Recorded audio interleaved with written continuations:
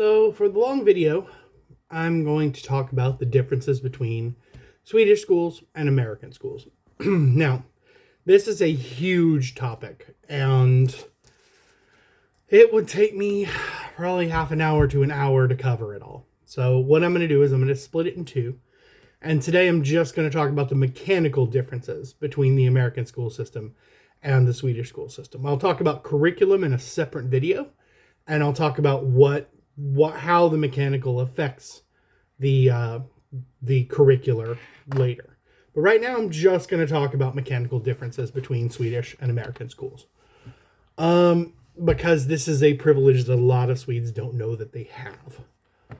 So we're going to ignore the big stuff, like the fact that American schools have such wide variety in their learning, because America's much bigger than Sweden. And because America has a lot of issues with keeping religion out of schools. So I'm going to kind of ignore that, although if you guys ask, I can do a separate video on it. But the first thing that I want to talk about is school choice. In Sweden, if you are bullied, if you're uncomfortable, even if you just don't like the way a certain school works, you can change schools.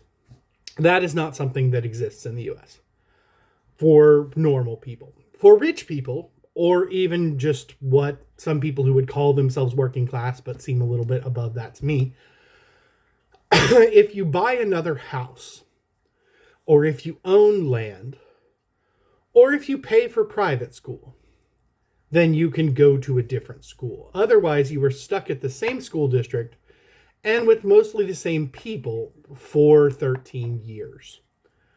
Unlike in Sweden, well, no, we'll talk about that in a minute. So in Sweden, you can commute to a school out of your area. If I live in Landskrona, but I feel like Malmo schools are better, then I can send my kids to Malmo schools because I like Malmo schools better. You still have to apply for the school. There's a whole different set of situations. But in the US, the area where you pay taxes determines where you go to school. So the area where you live determines where you go to school. And quite often, if you're poorer, that's another thing. Schools in the US are supported by their area. This is true also in Sweden. But because a lot of students are required to go to the school that they're next to, it can lead to problems. If you live in a poor area, your schools are going to get less tax money and therefore have less good equipment, have less well-paid teachers. You're less likely to draw the kind of teachers who are good educators because, unfortunately, a lot of things are elitist in the US. And because you pay less. Many people think that education is one of those things that should be selfless. And if teachers were paid what they were worth, that could be true. But for the most part, many teachers in the US have to have second or even third jobs to be able to afford just the basic necessities. Another way that schools are completely different from America to Sweden is that in America, students don't get breaks. Most schools that I worked at were 7 or 8 classes a day, starting sometimes as early as 7:40 and going till 3 or 4 o'clock. Yes, Violet? But classes in the US, you go to the same 7 or 8 classes every day. You have 5 minutes in between to get to the next class and to also use the restroom. We'll get to how weird that is in a minute. But basically, if you have math at 8 a.m. on Monday, that means you also have math at 8 a.m. on Tuesday, on Wednesday, on Thursday, on Friday. If you have English at 10:30 on Monday, you have English at 10:30, Monday, Tuesday, Wednesday, Thursday, Friday. Every day you have the same number of classes. Every day you go to the same classes. Every day you're with the same people. In Sweden, you have breaks. In Sweden, sometimes the breaks as short as 10 or 15 minutes, but there is time when students are not required to be heavily involved in a task. There is time in which students can lie around a little bit, can talk to their friends, can go have a snack. That's another thing you can't do in the US. You can't eat in class or in the hallway. You're only allowed to eat during breakfast time and during lunchtime and after school is out. There are no real snacks in America, which sucks because some of our students are starving, but we'll get to that. Also, no, that's another thing that we'll get to in a minute. They have a bell schedule in the US, which means everybody's in the hallway at the same time. A bell tells you when you're supposed to be in class, and a bell tells you when you're late to class. A bell tells you when you're released from class. This is kind of known as the factory method. And students are kind of treated like products. The bell is loud and intrusive. And kind of a crazy way to treat kids.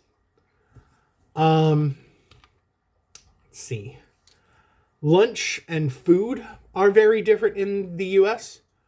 While several school districts have worked very hard to make food better for you, some of that kind of backfired. During my generation, you had to have a entree and 2 vegetables, but a lot of school districts got around that by declaring ketchup as a vegetable. So a full meal might be a cheeseburger, ketchup and fries, and milk. Most school districts also have a dessert with every meal.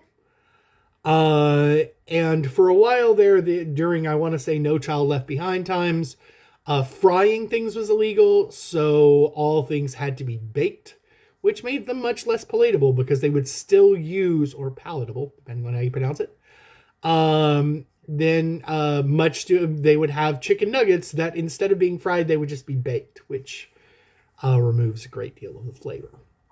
Also, all schools have milk or chocolate milk quite often. And one of the things about meals in the US is that you have to pay for your lunch. Your lunch is not free like it is here in Sweden. You also don't get to go back as many times as you want, like you can here in Sweden. It's not always a buffet. It is often you get a lunch for a certain amount of money. When I left, it was about 50 crowns or $5. When I was going to school, it started at $1 and then went to $1.25 and then went to $1.35. But this was a long time ago. I am not young. The most recent schools I worked at would have a lot of food brought in from outside. You would pay your $5 and you would get a slice of Pizza Hut pizza. Or you would pay your $5 and you would get a chili dog from Wiener Schnitzel or something like that. Different places have different ways that they do that. But in general, the main thing that is majorly different between America and Sweden is that you have to pay for your food and you don't get as much as you want. Also, there's very little. Fresh food tends to cost more in the US. One of the schools I worked at right before I left, if you ate a cheeseburger, it was $5. If you had a salad, it was $7.50. So more expensive, 75 crowns for food. You have significantly less choice in the US. Most schools don't have anything like the gymnasium program over here, where once you reach 9th grade in Sweden, you basically pick what you're going to focus on. You pick whether you're going to focus on something like horses or science or math or whatever, and you go to a gymnasium specifically for that. In the US, high school is just more school.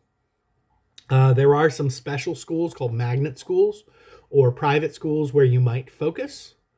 But for the most part, it's just more of the same. You also are required to have a much more generalized education than you do here in Sweden, because everybody is required to learn us up to a certain level of math. Everyone is required to learn up to a certain level of English. Everyone is required to learn up to a certain level of science. And everyone is required to learn up to a certain level of what you guys call SO. You get a certain number of electives, but unlike here in Sweden, very little of what you're learning is useful in the real world. But we'll talk about that in the second video. In the US, students do not have rights until they reach the age of majority. The rest of the world, pretty much, most of the developed world has ratified the UN Convention of Rights of the Child and has protections for children. In the US, all children's rights descend from adults. So that means that when somebody hurts your child or does something to your child, an adult can sue, a child cannot. Similarly, children can't really own anything. So if a child makes money from something like YouTube or acting or something like that, music, their parent can just take that and it's completely legal. Similarly, if a parent has religious views that the child may not share, they can forbid the child from receiving life-saving or gender-affirming care. So if a child would die without a blood transfusion, a parent can still refuse that if their religion says it's bad. There have been strides made and certain individual cases won, but in general, children do not have rights in the U.S. They are not treated as full citizens. They are not treated as full people. So many of that's part of why it's such a big deal when a celebrity is denied their rights as an adult and in conservatorship, because it basically means that their parent can still treat them as if they're a child, which means they have basically no individual rights. So that gets very, very messy. Pursuant to that, if your parent wants to, in the U.S., the school can hit you. The school can be given permission to strike children. In Sweden, that is completely illegal. Nobody's allowed to hit kids, not even parents. And I know that there's plenty of Americans who are just going to be very angry about that. But in schools, children as young as 6 or 7 can be hit with a large wooden paddle. It's about this big. So about from my shoulder to shoulder. Got a handle. Flat. Kind of looks like a cricket bat. But it is flat. It's not wedged. The main thing with that is that it doesn't usually leave marks. And leaving marks is considered excessive. So, but it still does sting. And if your parents say that it's okay for the school to hit you, you can be hit for anything from being late, missing class, being disrespectful, any of that.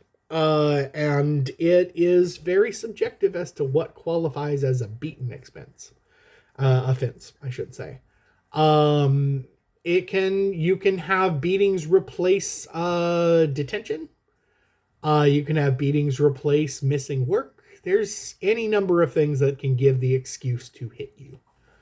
Quite often the person who hits you is... we'll talk about that in just a moment. There are police in schools. Almost every American school, as far as I know, has what are called resource officers, who are police who mix and mingle with the schools. Now, I'm sure when this came up, it was thought to be a good idea. But the problem is that, well, we'll do a whole video about why police officers in the U.S. are not particularly great at the job of taking care of children. But specifically, the most obvious problems are that children are not adults. And as they don't have many rights, or any rights in the U.S., police officers quite often do not have the patience that a trained teacher does, and they will affect violence on children. Sometimes children will be arrested, have their hands bound behind them, handcuffed, strip searched. This can happen to children as young as 6. And those children might, if a child is disrespectful to a teacher, an officer might commit violence, slam them to the ground, choke slam them. There are numerous videos of American police resource officers doing horrible things to children. There also have been numerous reports of sexual assaults and relationships between adult police officers and teenage children.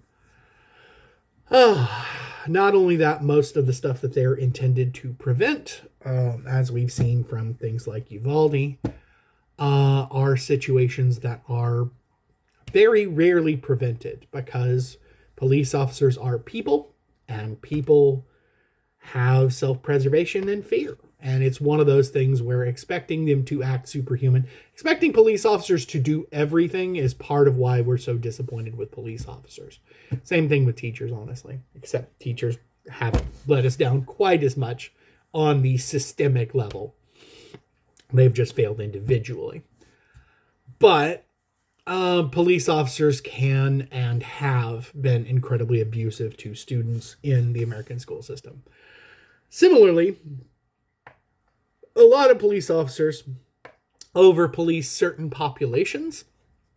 Those populations often are black and brown people, and quite often will use inappropriate levels of force against people that can be perceived as threatening or scary, and that usually means black and brown people.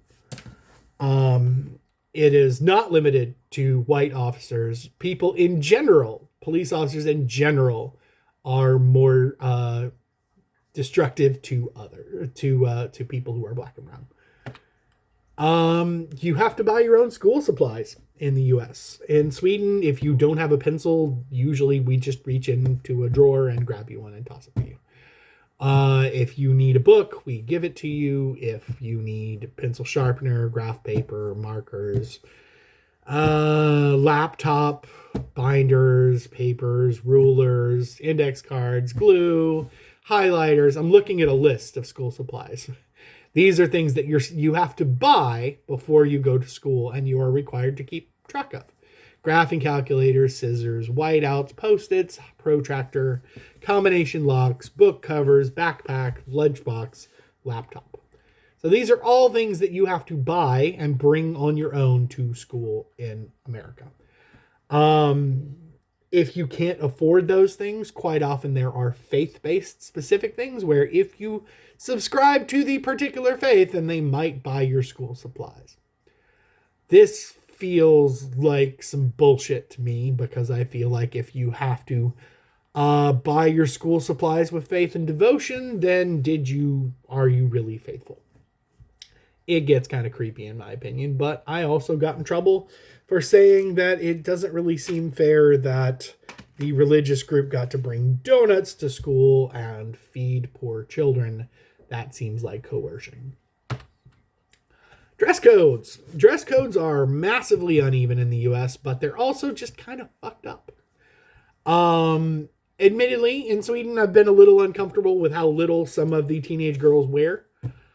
But in America, we dramatically force girls to wear stuff as if only the boys' education is important, because the boys might be distracted. But one of the types of male dress code that is bizarre in the U.S. compared to over here is facial hair. Quite often in Sweden, I have had many students with a great amount of facial hair. In the U.S., facial hair is considered unclean, usually again in students of color. Mostly where I lived, Hispanic and black students were not allowed to have beards or mustaches, because it was considered, no matter how fastidious the student was, no matter how clean they were considered to be unclean, and quite often would get a warning, and then sometimes would literally physically be dragged into a bathroom and have their face shaved by a rusty razor.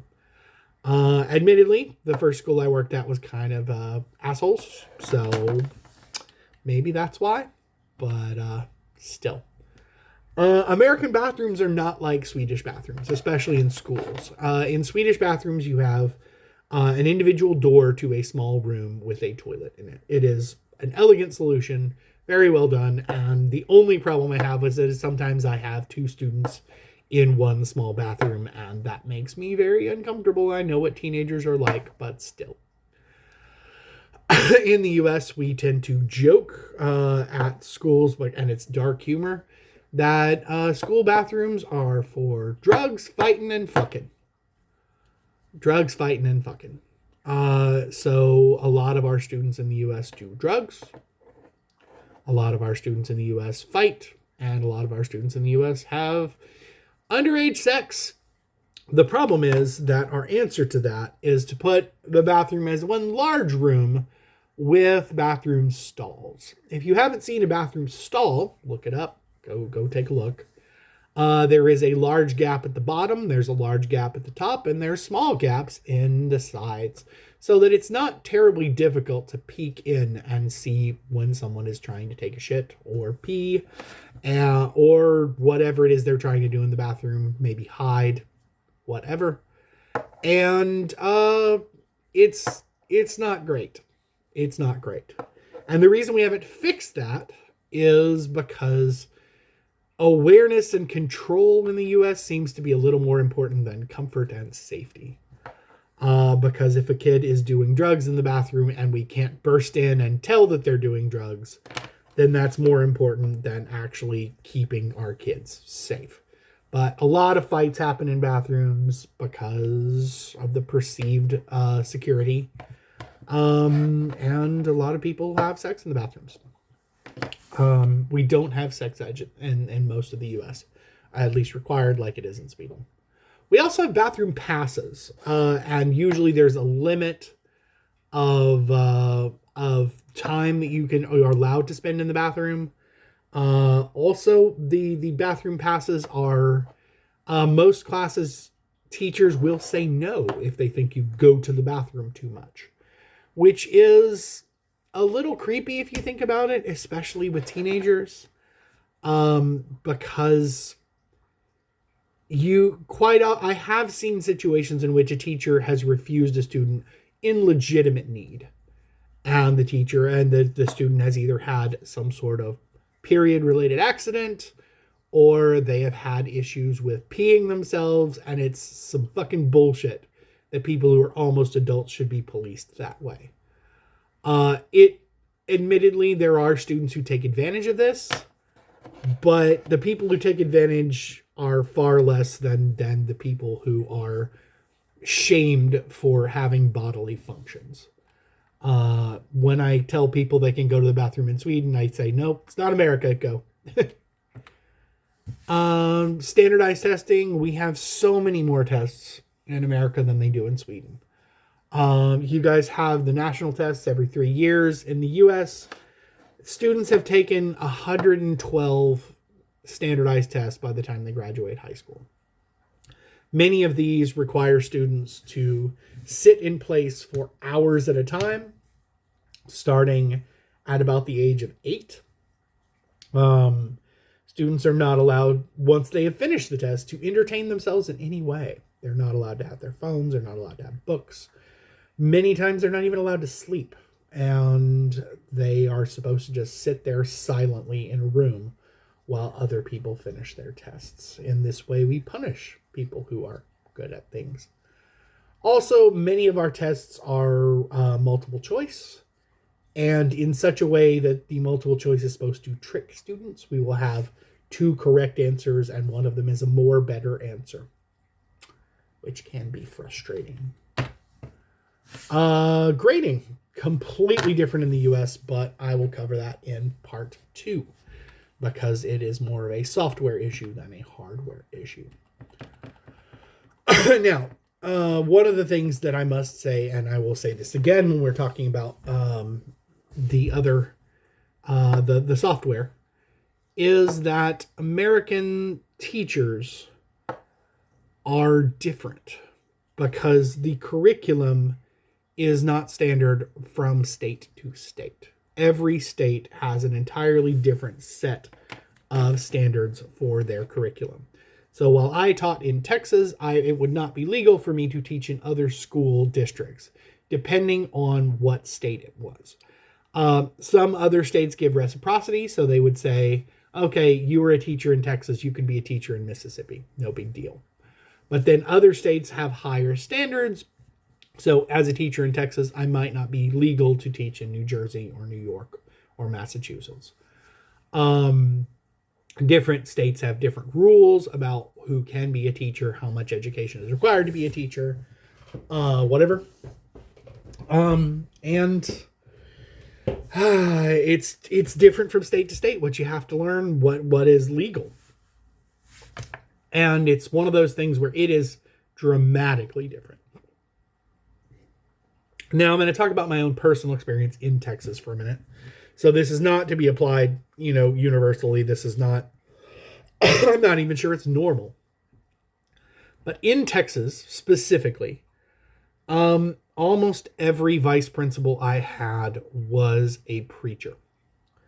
And not just a normally religious person, but a loudly religious, questioned whether evolution was real, threatened students, pounded on things whenever they were talking about the Bible, just in your face kind of Christian. And a lot of students were uncomfortable with that. Most of the vice principals that I worked for were also extremely bullying personalities. They would grab a student by the collar and shake them and to scare them, and then pat them on the shoulder and say, "No, I'm just playing with you." It was frustrating to see my students being regularly bullied by adults. I had several students who were massively traumatized by this. I thought it was normal.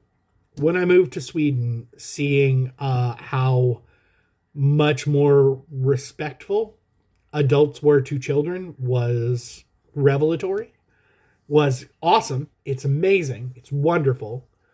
But it's also just kind of, I think that adults from a certain generation the town that I first worked in was very insular. So most of the people who were teachers had grown up there, had their parents there, and had learned from the teachers there, and were still using teaching methods that were way, way out of date. They were still using disciplinary methods that are just absolutely unacceptable in the modern world. And they didn't even really integrate fully until like the early 90s, which is insane because integration was supposed to happen in the 70s.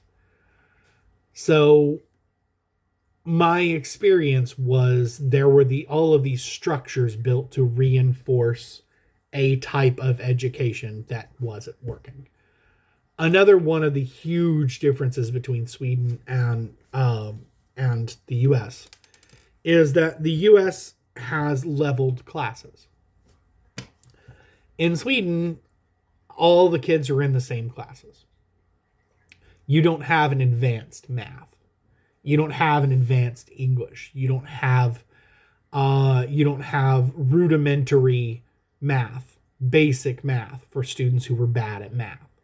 In the U.S., I would teach the same year group. So like if I was teaching year 11, I would have an advanced math class. I would have an bubble math class. That's the normal level.